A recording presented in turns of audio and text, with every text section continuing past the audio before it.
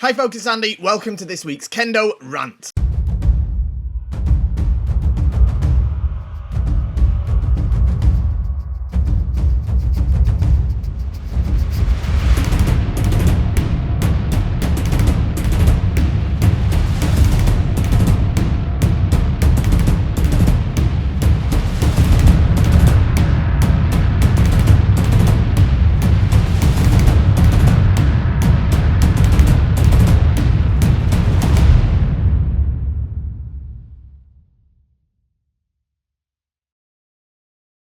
Okay, here we are again for another fantastic week of questions. We've got some great ones for you today. We're going to jump to them in just a moment. But don't forget, before we start, you know all the YouTube stuff. Like, share, subscribe, all that sort of thing. Yeah, all that stuff. But most importantly, support the channel by shopping at KendoStar.com. That's my website, of course, that provides amazing, fantastic, wonderful Kendo equipment. Of course, I would say it's brilliant. I own the place, wouldn't I? So check out our Trustpilot reviews. Check out what everyone's saying at your dojo, because everybody's using KendoStar because it's the best.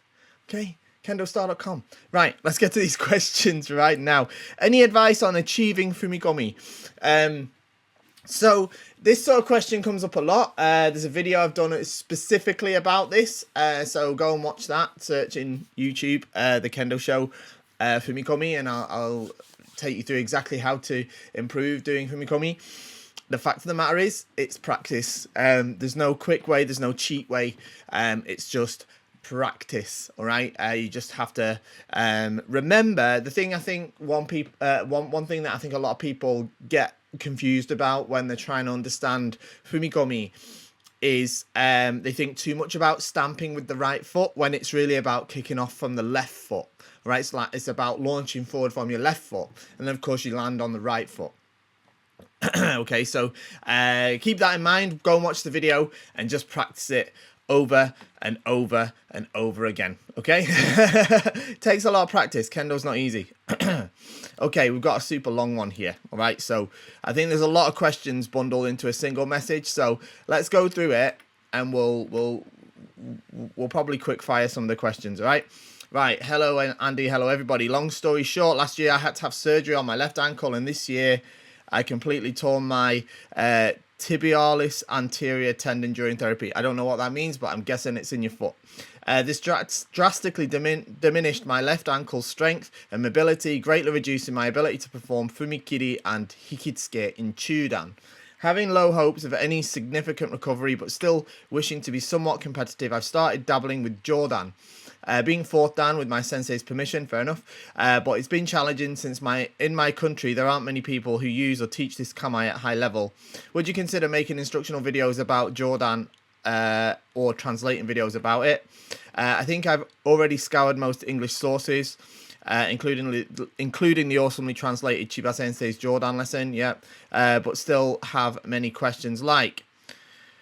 Okay, when adopting the Hanmi position, what angle should the body be? My hips also point to the right. Do my hips also point to the right? Or is the angle created by just moving my shoulders? What angle should my right foot be? Do we actually perform fumikiri with the back foot pointing outwards? When I raise the shinai naturally from Jodan to adopt Jodan, I raise my hands, I realise my hands are a bit far up. I have to bend my elbows a little more to keep them one fist away from my head. Does this mean my Jodan is a little outstretched? When striking katate men in the scenario where we miss, should the shinai go further than the opponent's ear or jaw height, just like in Jodan? I find it difficult to strike fast whilst not letting the shinai go down, but then again, I probably do not have the necessary wrist strength yet. When striking katate men, should my left elbow be outstretched or slightly bent? Should my fist be at throat's height, chest height, or stomach height? The instructional videos, Nippon's videos, seem to be a little dissonant on this regard. Any tips on katate kote from Kenshi247's article, One-Handed Kote is a devil to acquire? One last thing, going back to my mobility issues, I'm unable to completely stretch my foot and thus unable to perform Seiza. Which alternative would you recommend during Seiretsu? I've tried staying standing, kind of awkward when there's another row of students behind me. Staying on my knees, awkward to perform rei since I look like I'm on all fours. Sit with my legs crossed, also awkward to perform rei. Thanks a lot, love the show. My next Bogus set will definitely be from KendoStar. Good, your first one should have been from KendoStar.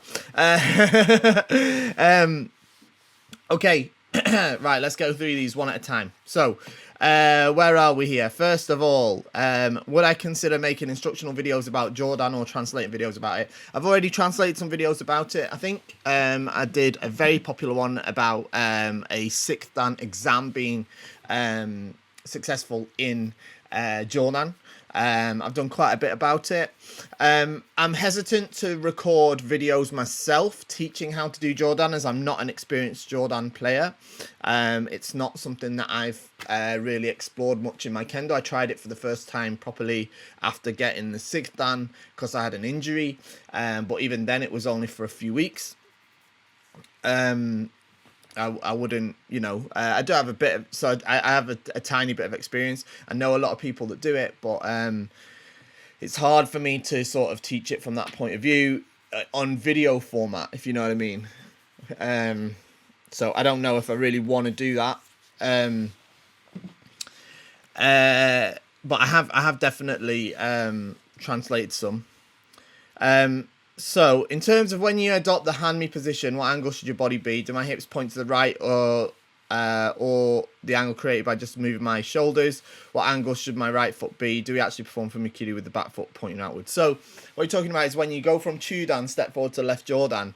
Obviously, in the kata, it's a left. It's like it's a hand me posture. Hand me means a side on with your body, so your hips are turned, your shoulders are turned, and that's why the sword is diagonal as well, right? Because you're kind of moving sort of side on this way, and that's why you make this position. Yeah, whereas in Chudan you're a bit more straight on. Thing is it's really down to yourself. Traditionally, that's the way to do Jodan, but I think for competitive Kendo, I think it's a lot more common for the hips to be a little bit more square on, a bit like they are in Chudan, so that you can get a more sort of powerful and explosive fumikiri and fumikomi. So for me, I would probably look to have my my hips a little bit more square on rather than too much hand me position. So yeah, that's probably what I would be looking to do. But that's going to be something you're going to pick up with experience. You probably find other senseis and stuff don't do that. So when I raise the shinai naturally from Chudan to the top Jodan, I realise my hands are too far up. Yeah, I mean, of course, it's not like right Jodan with left Jodan, right? Like right Jodan, you just go straight from Chudan, yeah? So what you're saying is when you go to left Jodan, straight from Chudan, your hands are right up high. Yeah, that's going to happen. That's normal. So what you need to do is when you go to left Jodan, yeah, you do sort of bend your elbows a little bit more than you would if you were in Chudan. That's pretty normal, I think. In terms of when you strike katate men, when you miss, should it go no further than the jaw height, just like Chudan? I don't think that's possible, frankly. I've never seen a Jodanka that when they miss the men strike, their shinai just stops at that level. You know, it kind of goes through. The good ones are able to then turn that into another strike. Doesn't mean you should be bashing like this. You're not going to get the sae, the good pop from the strike. But I think like being able to just stop it when you're actually trying to hit, you know, in the realistic situation, I think that's kind of unlikely. So I wouldn't beat yourself up too much over that.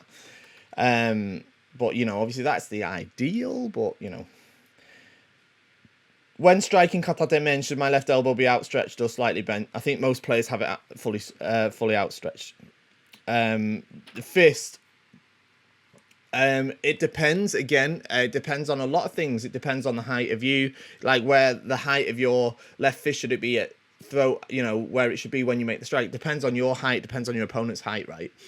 But I think probably when you're doing the katate men, it's probably a little bit higher than when it is with doing the morote men, the two-handed men in Chudan, which is more this way, right? Whereas the katate men, you're striking from this sort of height. So I think it's a little bit higher, to be honest. But it's going to depend again on the on your experience and your height and your opponent's height and stuff like that. Obviously, right, instructional videos and Ippon compilations are divergent. That's totally normal. That's the same with Jodan, not just with Jodan, right? Like, you know, when you're practicing the Kihon, it's one thing, but when you're doing the Shiai, it's different. Things happen, you know, one's the ideal and one is like real life. So, you know, you got to be a little bit flexible in terms of the way you interpret that.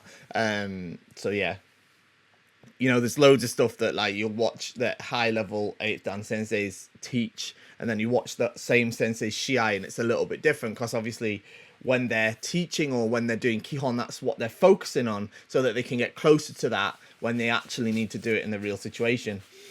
In terms of tips on katate kote, you need to do lots of katate suburi. You need to build up really good strength in your left arm so that you can do it quickly, sharply, without breaking another person's wrist. It's not just a bash, which is what a lot of people do for katate kote. It's definitely not that. You need to be able to... you need to be strong enough to wield the shinai so that it can pop down onto it. Yeah. And then you have to understand seme so that you can be able to create the opportunity. So, yeah. Going back to mobility issues, about how to do Caesar, you best off just talking this over with your sensei and figuring out what works best in your dojo and what's most comfortable for you. Probably, you know, if you can just kneel is probably one thing.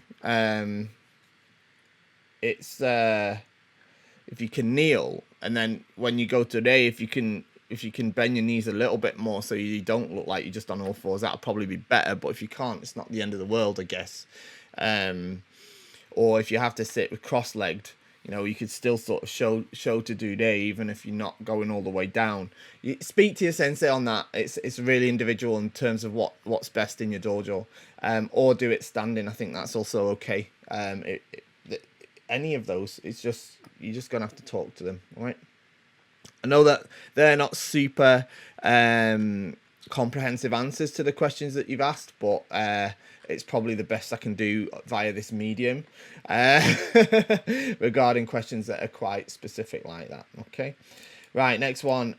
Hi Andy, looking for some advice regarding the most appropriate form of reiki when you have a permanent right knee issue preventing you from doing songkyo with your partner. Would the politest be to do a standing bowed rei while lowering the shinai, or would a left knee kneel be better etiquette? Thanks in advance.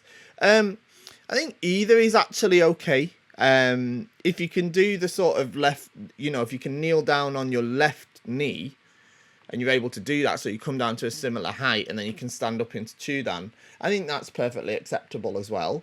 And if that's difficult, then yes, sort of stand up and then sort of bow and lower the shinai together with them. Either of those is totally fine, to be honest. I don't see a problem in either of those situations. Next one. Hi Fish Sensei, I've seen people tie their tenuguri when putting the men on in different ways. Do the other ways give any benefits like more padding, etc.? Just curious on what other options might be out there and what your favourite way to tie it is. Thanks again for all these videos. You've helped my kendo grow so much. Oh good, that's nice to know. Okay.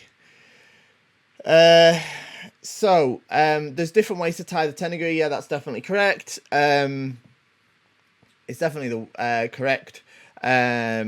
What I would say is there's no difference in the sort of pattern that it gives. It's more of just like a sort of stylistic or regional difference. Some dojos do it a certain way or some areas do it a different way. There's no massive difference, to be honest. I've tried all the different ways of doing it. I don't particularly like I don't particularly like having my ears covered when I've got my men on.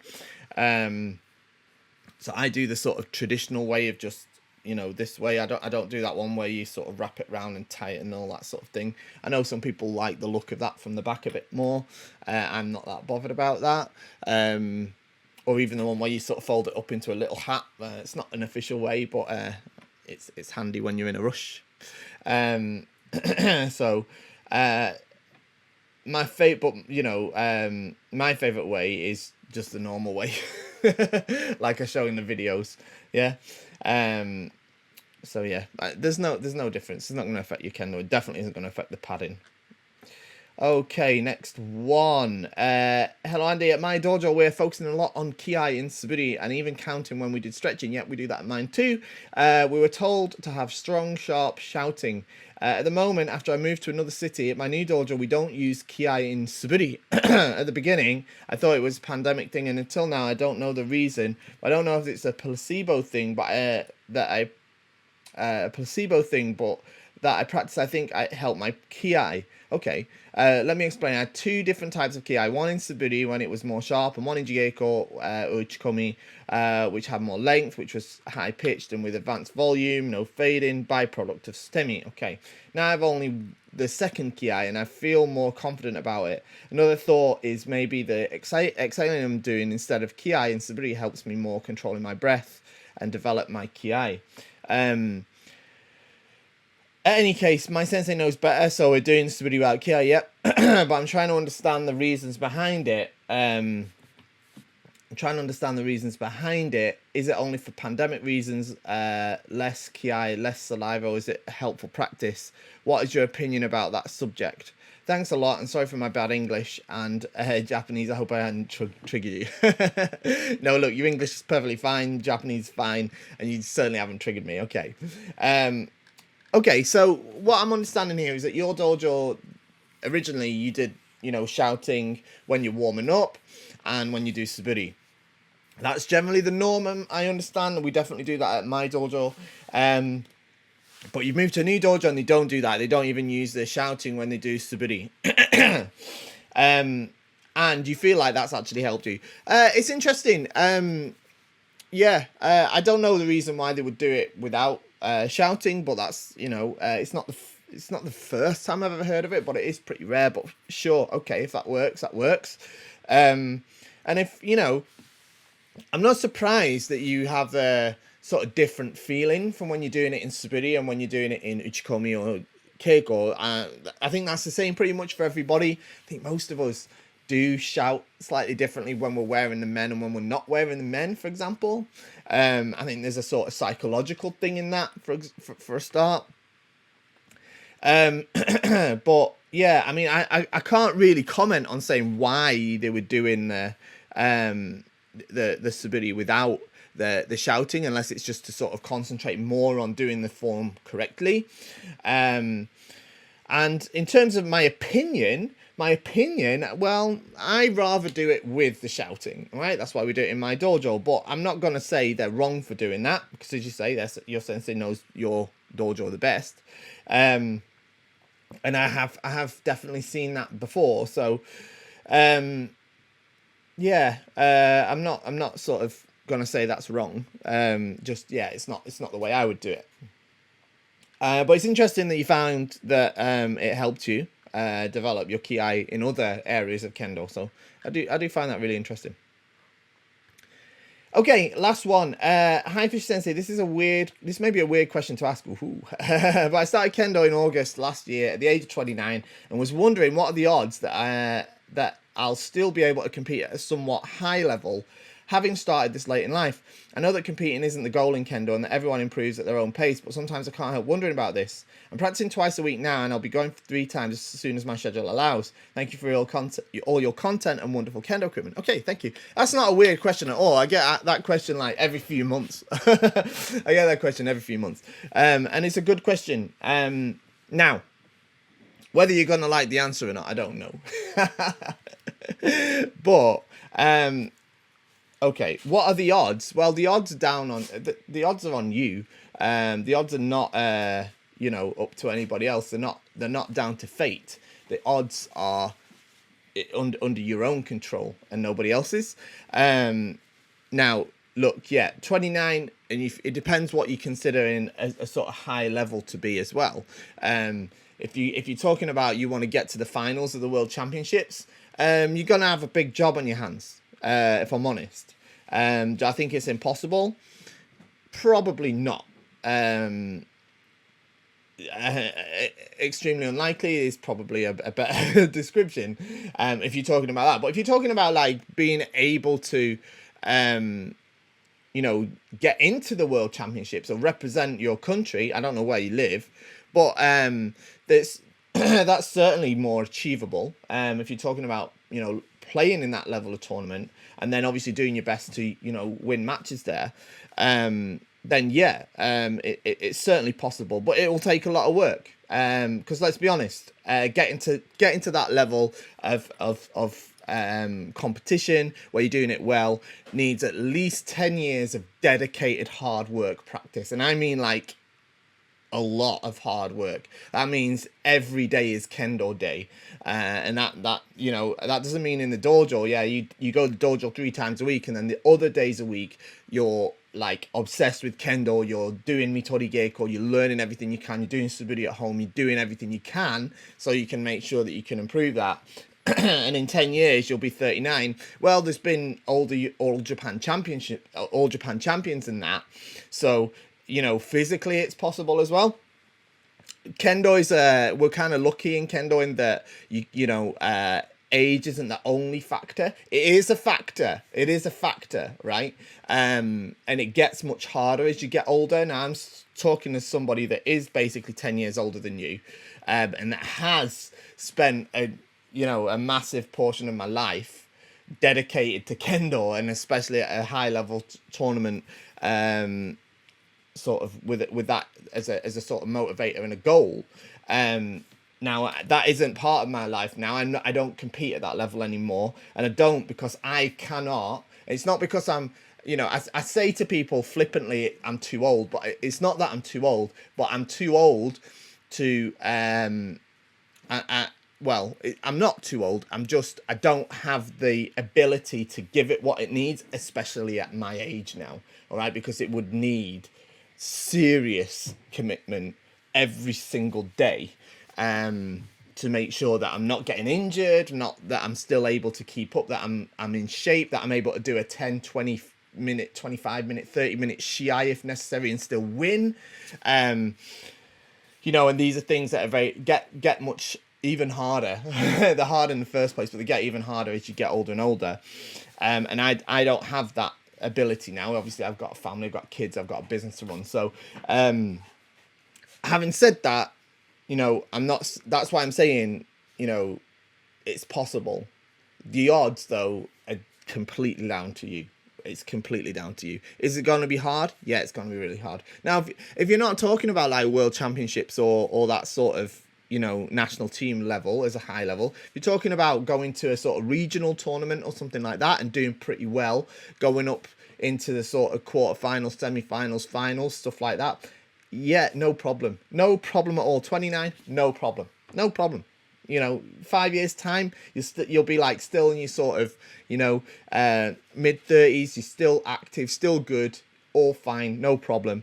And again, it's down to you though. But it's definitely something you could do. But if you want to go to that next level where it's like national team, then you're gonna have to really pull out the stops over the next 5 to 10 years, and you'll be able to get there, if that makes sense. Okay, I'm not trying to discourage you, I just want to be realistic. Okay, there we go, we get to the end. Thank you for all those wonderful questions today. I hope you have a fantastic weekend, and I'll see you all next week. Shop at KendoStar. Bye bye.